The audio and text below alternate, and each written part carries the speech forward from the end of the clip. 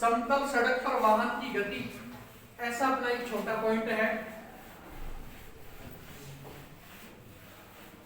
आपको बता देता हूं, समतल सड़क पर जब वाहन चलता है तो उस पर केवल दो प्रकार के बल ही कार्य करते हैं। एक तो उसका भारबल काम करता है, भारबल के ही कारण उस पर कुछ मात्रा में घर्षण बल भी कार्य करता है, और शेष उस पर अभिकेंद्रीय बल कार्य करता है। तो आप देखिए, थोड़ा सा ध्यान दीजिए अच्छी प्रकार से। ये मान लो आपकी वो समतल सड़क है, हो गई सड़क की जैसी, अपने यहाँ पे ऐसी सड़कें हैं टूटी फूटी, समतल तो नहीं कह सकते उन्हें, लेकिन मानते हैं समतल है। मान लीजिए कि इसकी रेडियस है स्मॉल आर, या फिर इसको मत आप सड़क मत, सॉरी रेडियस मत मानो, रेडियस मान लो आपकी ये हो गई आर, ठीक है। इस पर कोई वाहन ये चल रहा है भाई,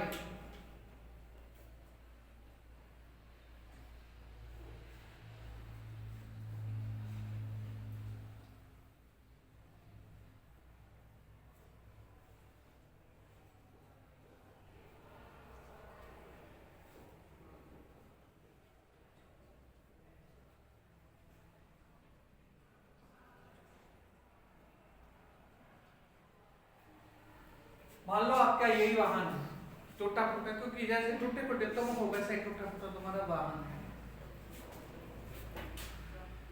इसका भारबल है W बराबर mg, वृत्ताकार पथ की जो त्रिज्या है वो r है, और इस वाहन का द्रव्यमान स्मॉल m है। इसकी जो चाल है, जिस चाल से चल रहा है, जिस वेग से चल रहा है, वो v है।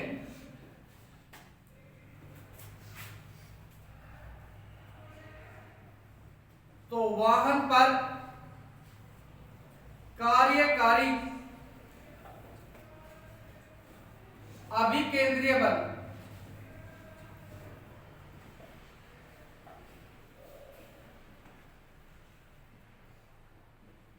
Fc बराबर mv स्क्वायर अपॉन में r, हमेशा और हमेशा किसी भी प्रकार की गति में, चाहे वर्तुल, चाहे समतल, चाहे कुरदरी, किसी भी प्रकार की गति हो, अभिकेंद्रीय बल का सूत्र कभी नहीं बदलता। और लगा करके 9th से और पीजी तक, पोस्ट ग्रेजुएशन तक कर लेना, अभिकेंद्रीय बल कभी नहीं बदलेगा। ये यही रहेगा mv square upon small r, क्योंकि सेंटर की तरफ गति होती है। किधर गति होती है? सेंटर की तरफ होती है, केंद्र की तरफ होती है गति, ठीक है।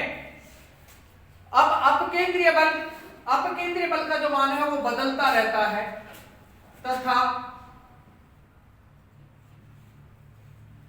अपकेंद्रीय बल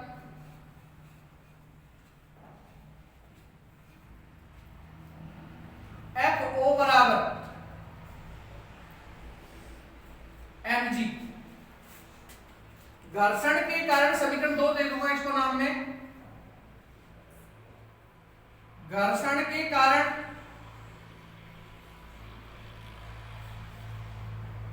FO बराबर mu mg, 3 number sir.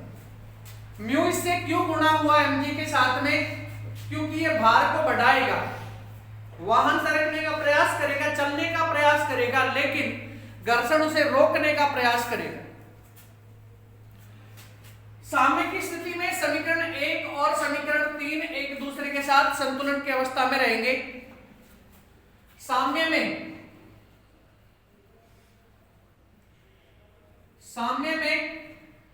Fc बराबर FO, कौन कौन सी समीकरणों से रखूंगा? मान में समीकरण 1 से और समीकरण 3 से रखूंगा। समीकरण 1 व 3 से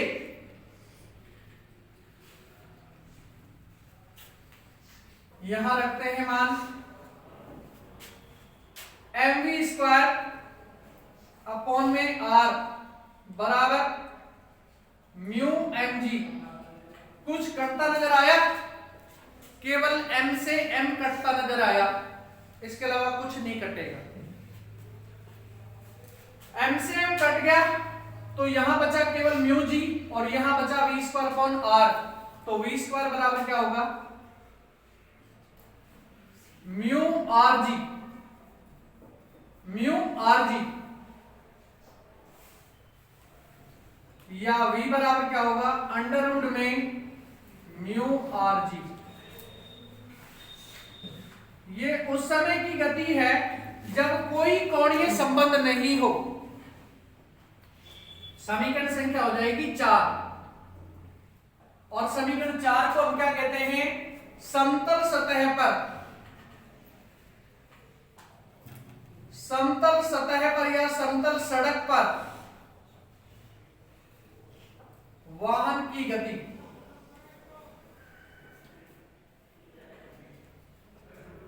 वाहन की गति यूं का नहीं पूछा जाता है। समतल सतह पर भी पूछ सकता है आपसे, समतल सड़क पर भी पूछ सकता है, वही वाहन की गति है। एक बार फिर से सुन लीजिए, जब भी समतल सतह की बात होगी तो वहां केवल 2 प्रकार के बल काम करेंगे, एक तो अभिकेंद्रीय बल और दूसरा अपकेंद्रीय बल। अपकेंद्रीय बल में घर्षण जरूर यूज होगा, यहाँ पे अल्प मात्रा में घर्षण होता है। इसका मान जो है, घर्षण गुणांक का जो मान है वो पॉइंटों में होता है, एक भी नहीं होता अधिकांशतया। सेंट्रीपिटल फोर्स जो है mv² अपॉन r हो गया और आउटर फोर्स क्या हो गया? Mu R G, sorry mu M G हो गया।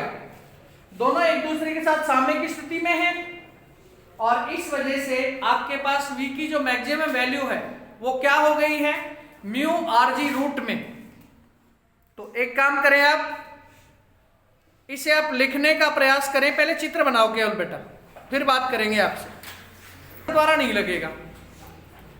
तो अपना पॉइंट क्या है? कर्वटिव सड़क पर वाहन की गति जब घर्षण के द्वारा अभिकेंद्रीय बल नहीं लगता। तो सबसे पहले तो कर्वटिव सड़क बनाएंगे। आप सामने थोड़ा थोड़ा ध्यान दीजिए, अच्छी प्रकार से देखिए ताकि आप लोगों को ठीक ढंग से समझ में आ सके।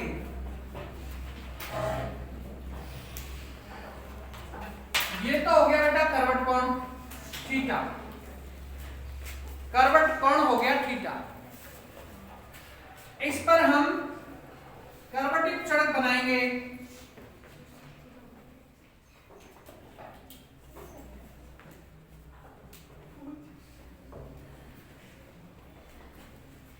ठीक है, हो गया। इस पर कोई वाहन है, चलो मैं ऐसे ही बना दूं।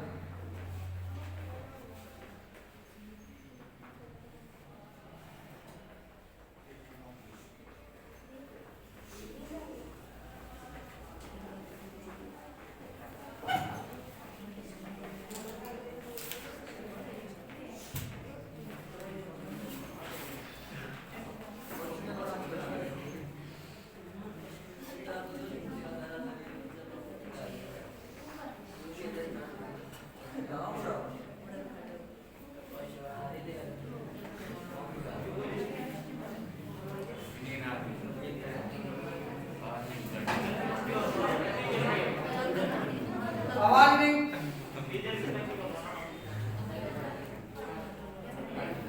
यही है बेटा।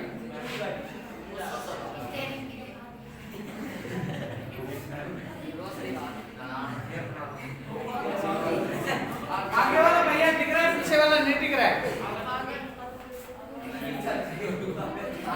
इस पर भार बल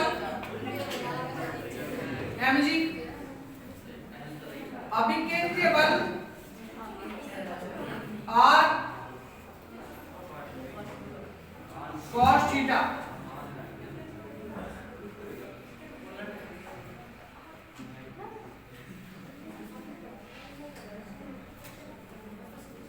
r वास्तव में तो यहां है,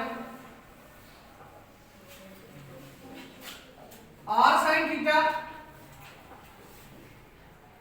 इधर काम कर रहा है,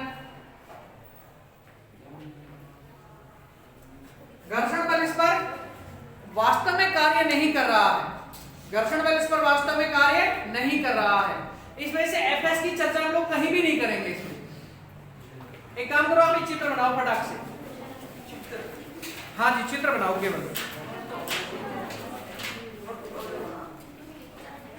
या फिर पहले सीधा सामने देख लो बेटा, फिर उसके बाद में बना लेना। देखो, चलो ठीक है, बना फटाफट बनाओ, बनाओ। देखिए यहां सामने ध्यान दीजिए आप, mg जो है वो r cos थीटा से संतुलित है। जो भार बल mg है ना, ये r cos थीटा से संतुलित है और r sin थीटा संतुलित है mv²r से। अभिकेंद्रीय बल जो है घर्षण बल नहीं दे रहा है, घर्षण बल के द्वारा अभिकेंद्रीय बल नहीं दिया गया है। ये तो अपना पॉइंट कह रहा है कि घर्षण के द्वारा अभिकेंद्रीय बल नहीं लगता है, लेकिन वास्तव में तो अभिकेंद्रीय बल लग रहा है ना। तो साम्य की स्थिति में, साम्य ऐसी स्थिति जब दोनों तरफ लगने वाले बलों का मान समान हो, चाहे ऊपर नीचे की बात करो, चाहे बाएं दाएं की बात करो।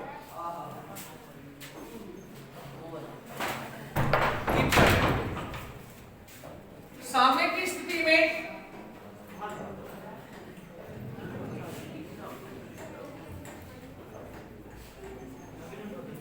mg बराबर r cos थीटा,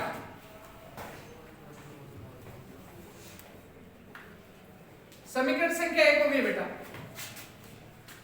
और mv²/r बराबर r sin थीटा। समीकरण 2 आपके सामने ये हो। समीकरण 2 में समीकरण 1 का भाग लगाएंगे, 2 में 1 का भाग लगाएंगे। समीकरण 2/1 से 2/1 से क्या हो जाएगा, mv²/rmg बराबर में r sin थीटा अपॉन में r cos theta. mv² upon में rmg बराबर r sin थीटा अपॉन में r cos थीटा। m से तो m कट जाएगा और r से r कट जाएगा। अपने पास क्या बचा, अपने पास बचा है v²/r। ये परमानेंट मार्क रखे भाई, ऐसा लग रहा है, v²/rg बराबर sin थीटा अपॉन में cos theta. sin theta upon cos theta मतलब tan थीटा। तो v² बराबर rg tan थीटा, या v बराबर अंडर रूट में rg tan थीटा। ये अपनी फाइनल इक्वेशन है जो समीकरण संख्या 3 दे देगी। समीकरण 3 को क्या कहते हैं, कर्वट युक्त सड़क पर वाहन की गति जब घर्षण के द्वारा अभिकेंद्रीय बल नहीं लगता। तो एक काम करें, आप इसमें लिखना स्टार्ट करें। देखिए